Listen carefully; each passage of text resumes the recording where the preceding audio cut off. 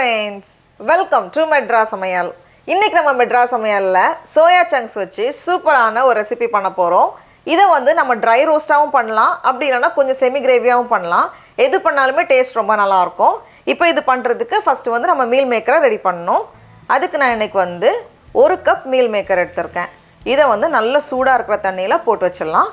ஒரு 10 ல இருந்து 15 நிமிஷம் அப்படியே இருக்கட்டும். இப்போ மீல் மேக்கர் இந்த மாதிரி நல்லா சாஃப்ட்டா ரெடியா இருக்கு. இப்போ இத வந்து பச்சை தண்ணில 2 வாட்டி நல்லா அலசிட்டு தண்ணி எதுவுமே இல்லாம நல்லா புழிஞ்சு இந்த மாதிரி எடுத்துட்டு வந்திருக்கேன். இத வந்து நம்ம அப்படியே பண்ணாம கொஞ்சம் சின்ன சின்னதா பிச்சி நம்ம சேக்கும்போது இன்னும் நல்லா இருக்கும். அதனால நான் வந்து ஒரு 4 பீஸா பிச்சிக்க போறேன் ஒண்ணொண்ணையும். கொஞ்சம் சின்ன சின்னதா இருந்தா நல்லா இருக்கும். இந்த மாதிரி ரொம்ப முழுசா இல்லாம இந்த மாதிரி ரெடி பண்ணி வச்சுக்கோங்க. அது மாதிரி எல்லாத்தையுமே ரெடி பண்ணி வச்சிருக்கேன். இப்போ இதோட சேக்கிறதுக்கு 1/4 டீஸ்பூன் போல மஞ்சள் தூள், கூடவே 1 டீஸ்பூன் மிளகாய் தூள், ரொம்ப கொஞ்சமா 1/4 டீஸ்பூன் போல சோம்பு, 1 டீஸ்பூன் இஞ்சி பூண்டு விழுது, அப்புறமா கொஞ்சம் கருவேப்பிலை இலை அது 1-2 பிச்சு வச்சிருக்கேன். கூடவே 1 டேபிள்ஸ்பூன் அரிசி மாவு, அதுக்கப்புறமா 1 டேபிள்ஸ்பூன் சோள மாவு, கடைசியா தேவையான உப்பு எல்லாத்தையும் சேர்த்துட்டு நம்ம நல்லா கலந்துட்டாலே போதும். தண்ணி எதுவுமே நம்ம எக்ஸ்ட்ரா சேர்க்க தேவையில்ல. அப்படியே மிக்ஸ் பண்ணிட்டாலே சூப்பரா அந்த மசாலாலாம் நல்லா கோட் ஆகிரும். இப்போ இத வந்து லைட்டா நம்ம பொரிச்சு எடுக்கணும். நம்ம வந்து நிறைய எண்ணெய் சேர்த்து டீப் ஃப்ரை பண்ண தேவையில்ல. நான் வந்து கொஞ்சமா தான் எண்ணெய் வச்சிருக்கேன். ஆனா எண்ணெய் வந்து நல்லா சூடானதுக்கு அப்புறமா தான் நம்ம உள்ள சேர்க்கணும்.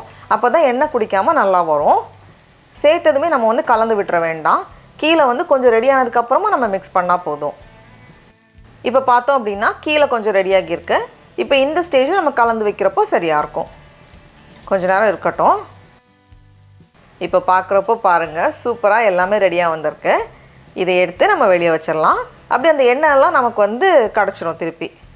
அப்படியே எல்லாம் நல்லா பொரிஞ்சு வரப்போ எண்ணெய் எல்லாமே நமக்கு வெளிய வந்துரும். அப்படியே அந்த சோயா சங்க்ஸை மட்டும் எடுத்து நல்லா வடிகட்டி வெளிய வச்சிரலாம். ரெடியா இருக்கு. இந்த ஸ்டேஜ்ல நம்ம ஸ்நாக் மாதிரி சும்மாவே சாப்பிடலாம். அப்படி இல்லனா வந்து வெரைட்டி ரைஸ் கூட வந்து சைடு டிஷ்ஷா சாப்பிடுறதுக்கு அட்டகாசமா இருக்கும். இப்போ இதல வந்து வெங்காயம் எல்லாம் போட்டு நம்ம ரெடி பண்ணி வச்சிரலாம். அதுக்கு ஒரு panல 3 டேபிள்ஸ்பூன் போல எண்ணெய் சேர்த்துக்கோங்க. எண்ணெய் சூடானதும் இதில் 2 வெங்காயம் அதை வந்து கொஞ்சம் சின்னதாக கட் பண்ணி வச்சுருக்கேன் சேர்த்துட்டு வெங்காயம் கொஞ்ச நேரம் வதங்கட்டும். இப்போது வெங்காயம் இந்த மாதிரி நல்லா ரோஸ்ட் ஆனதும் இதில் ரொம்ப கொஞ்சமாக ஒரு 1/2 டீஸ்பூன்லேருந்து 1 டீஸ்பூன் போல் இஞ்சி பூண்டு விழுது சேர்த்துக்கோங்க. கூடவே ஒரு கொத்து கருவேப்பிலை இலை எல்லாத்தையும் சேர்த்துட்டு மறுபடியும் ஒரு வாட்டி கலந்ததுக்கப்புறமா இதில் வந்து நம்ம மசாலா சேர்க்கணும். இப்போ மசாலாவுக்கு 1/2 டீஸ்பூன் கரம் மசாலா சேர்த்துக்கோங்க. கூடவே 1 டீஸ்பூன் மல்லித்தூள், அப்புறமா காரத்துக்கேற்ப மிளகாய் தூள். நான் வந்து 3/4 டீஸ்பூன் மிளகாய் தூள் சேர்த்துருக்கேன்.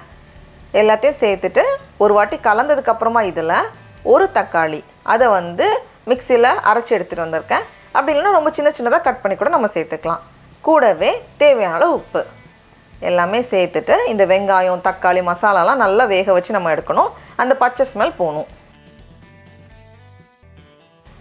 இப்போ பார்த்தோம் அப்படின்னா வெங்காயம் தக்காளி எல்லாம் நல்லா வதங்கியிருக்கு. அதே நேரம் மசாலாவோட பச்சை ஸ்மெல் எதுவுமே இல்லாமல் சூப்பராக வந்திருக்கு. இந்த ஸ்டேஜில் 4 டேபிள்ஸ்பூன் போல் தண்ணி சேர்த்துக்கோங்க.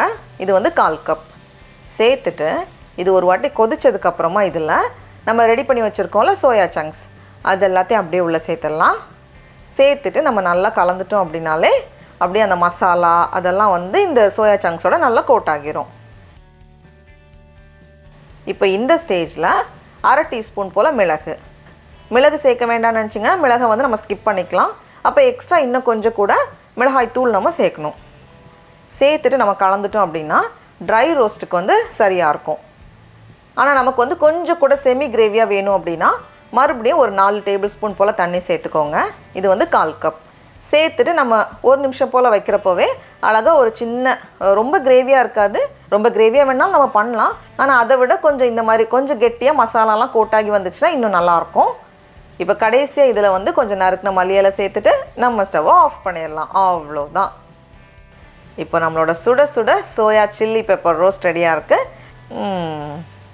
டடா, நம்மளோட சோயா சங்க்ஸ் வந்து சூப்பராக ரெடியாக இருக்குது.